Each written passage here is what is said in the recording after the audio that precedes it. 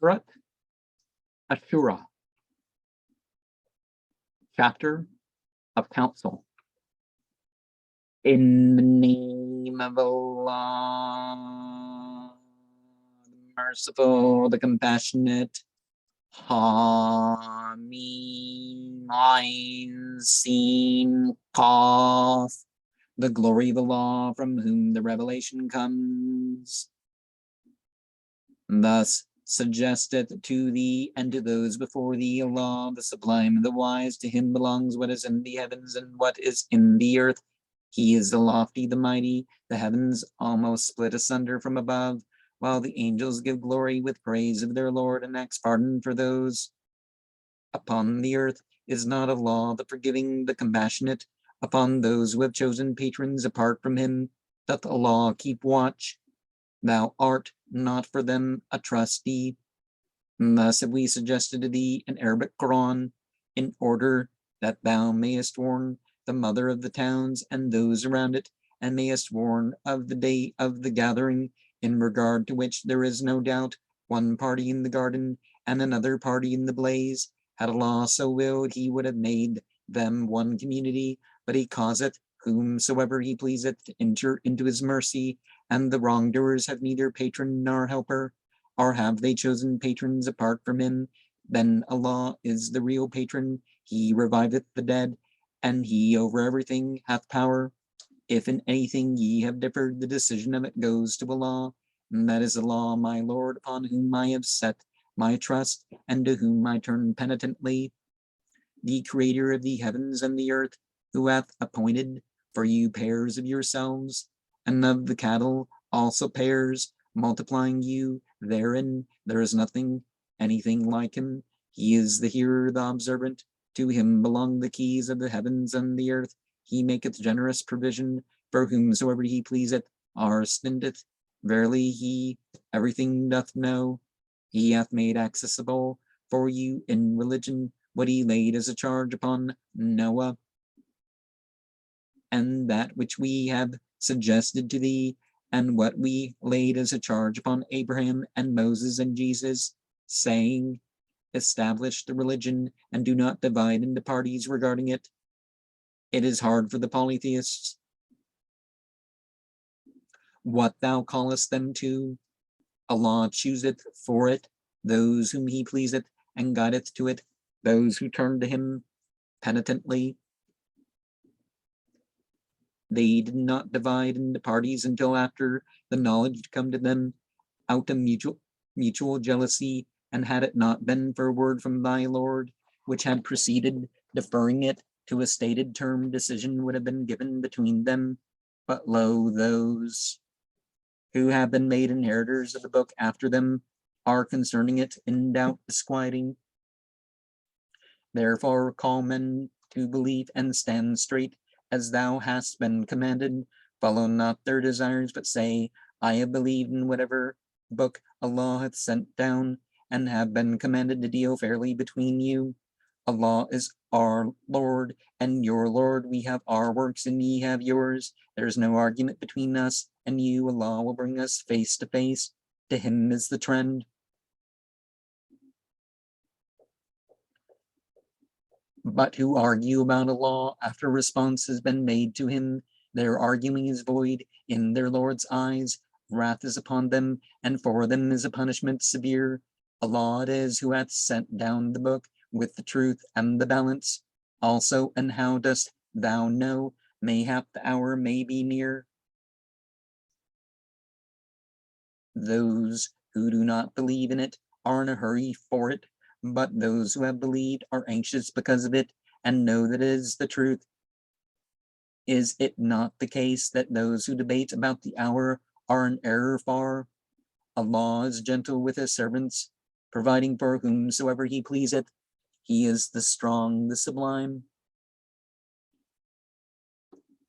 If one wishes the cultivation of the hereafter, we shall give him increase in his cultivation, and if one wishes the cultivation of this world, we shall give him some of it, but he will have in the hereafter no share.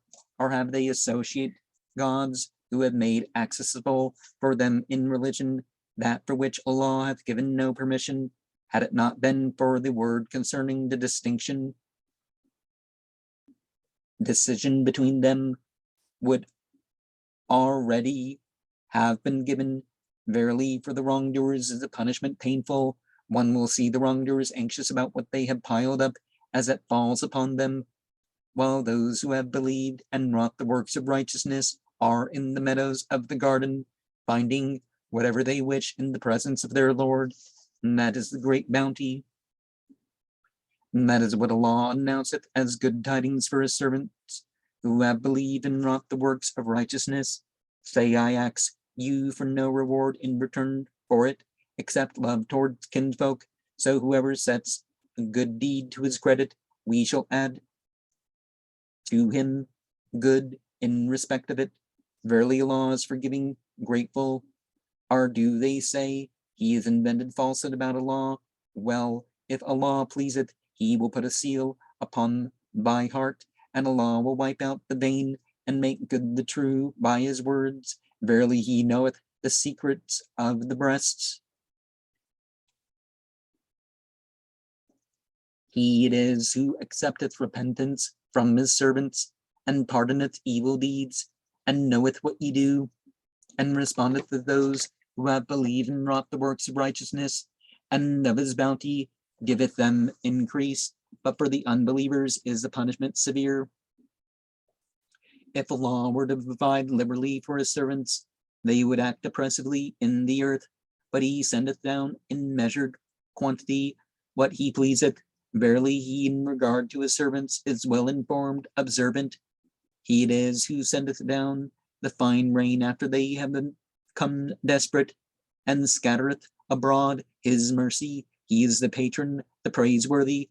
Amongst his signs are the creation of the heavens and the earth, and the beasts which he hath dispersed in them. And when he pleaseth, he for the gathering of them hath power. Such misfortune as has fallen upon you is for what your hands have piled up.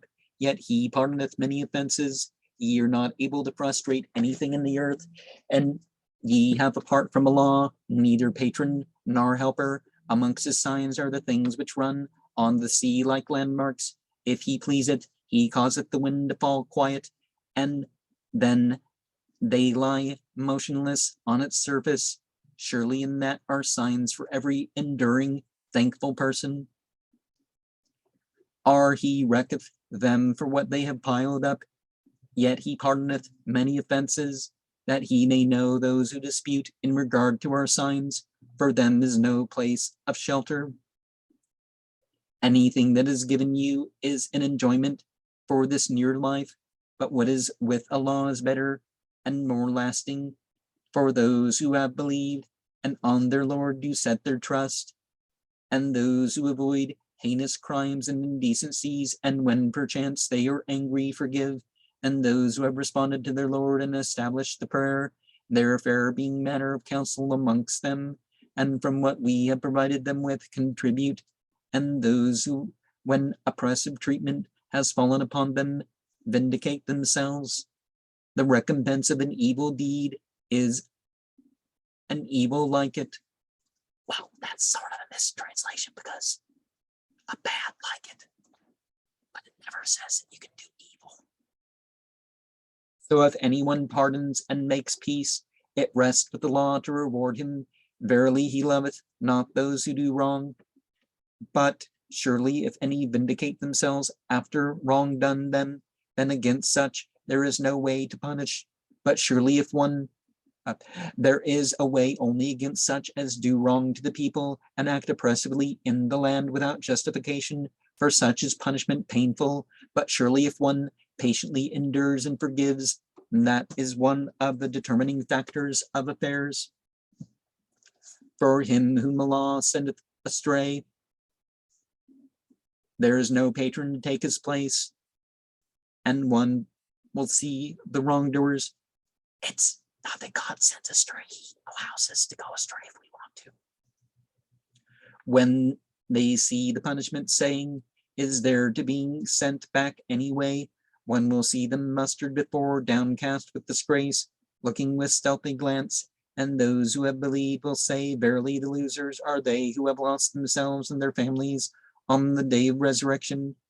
Are not the wrongdoers in the punishment that will remain? They have not found any patrons to help them apart from Allah. For him whom Allah sendeth astray, there is no way. Respond to your Lord before there comes the day on which there is no being sent back from Allah. You will have on that day no place of refuge, nor any chance of denying what ye have done. If then they turn away, we have not sent thee to be a guardian over them. Nothing rests upon thee but the proclamation. Verily, when we cause man to experience a mercy from us, he rejoices in it. But if an evil befalls them for what their hands have sent forward, then verily man is unthankful. To Allah belongs the sovereignty of the heavens and the earth. He createth what he pleaseth, giving to whom he pleaseth females, and to whom he pleaseth males, or conjoining them males and females, and he maketh whom he pleaseth barren. Verily he hath knowledge and power. It belonged not to any human being that Allah should speak to him except by suggestion, or from behind a veil, or by sending messengers to suggest by his permission what he pleaseth. Verily he is lofty wise. Thus we have suggested to thee a spirit belonging to our affair. Thou didst not formerly know what the book and the faith were, but we have made it a light by which we guide whomsoever we please of our servants, and verily thou wilt not guide to the straight path. The path of Allah, to whom belongs what is in the heavens and what is in the earth. Is it not true that to Allah trend all affairs? And so the spirit being sent, in a passage talking about all this refuge stuff, because remember in Surah Al-Qadr, the spirit descends. Now it's not spirit as we would use spirit, but like, you know, the Holy Ghost, that's what it meant. But there's that part of the human too. It's not the light being soul or anything like that, but I guess it can be aligned with the light beings, the Ruh, but Ruh Qudus,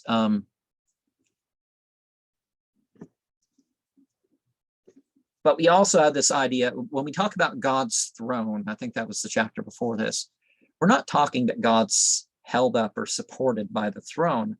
I mean, the throne obviously takes God's side, but it's situated over it.